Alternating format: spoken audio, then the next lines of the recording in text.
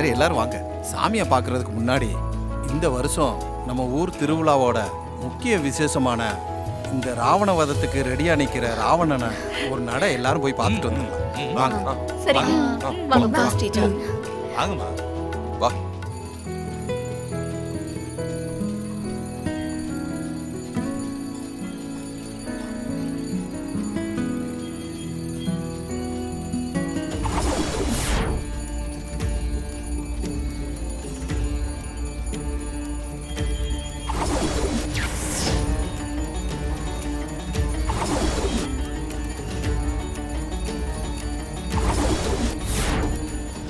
எங்க அப்பா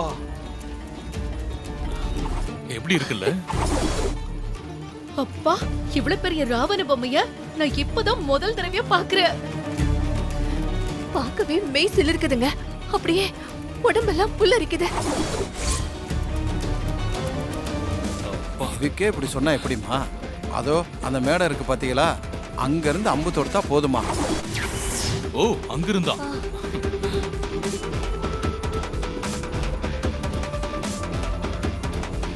அந்த அம்பு நேரா வந்து ராவண உடம்புல பட்டு அடுத்த நிமிஷமே மொத்த உருவமும் தீப்பிடிச்சு எரிய ஆரம்பிச்சிடும்.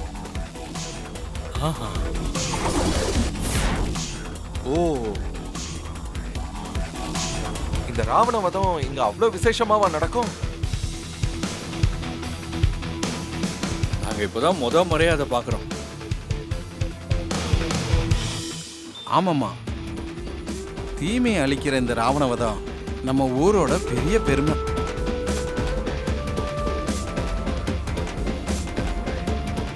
இந்த வருஷம் இந்த விசேஷம் சுபத்ரா அம்மா கையால தான் நடக்க போகுது. அதுக்கு தான் இந்த ஊரே காத்துக்கிட்டு இருக்கு. நாங்களும் அதுக்காக தான் காத்துக்கிட்டு இருக்கோம்.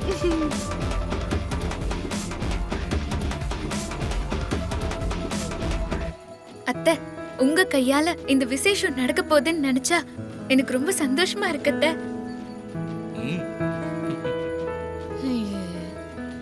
நான் சீரியஸா சொல்றேன்.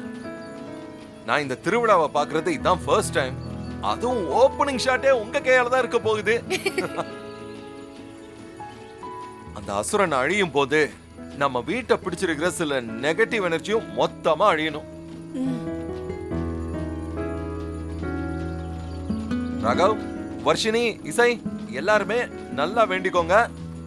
அப்பதான் நம்ம வீடு நல்லா இருக்கும். என்ன இசை? எல்லாம் இந்த மண்ணோட ஆசீர்வாதம் விஷால். இந்த ஊர் மக்களும் பெரியவங்களும் நம்ம மேல வச்சிருக்கிற அன்புக்கு நாம என்ன கைமாறு செய்ய போறோம்னே தெரியல. சுபத்ரா, திருவிழா முடிஞ்சு வீட்டுக்கு கிளம்பும் போது இந்த ஊருக்கு ஏதாவது செஞ்சுட்டு போலாம். ஆமாங்க, நீங்க சொல்ற மாதிரியே நாம செஞ்சிடுவோம். நீங்க குடும்பத்தோட வந்ததுல ரொம்ப சந்தோஷமா. உள்ள போய் முதல்ல சாமியை தரிசனம் பண்ணிடலாமா? வாங்க.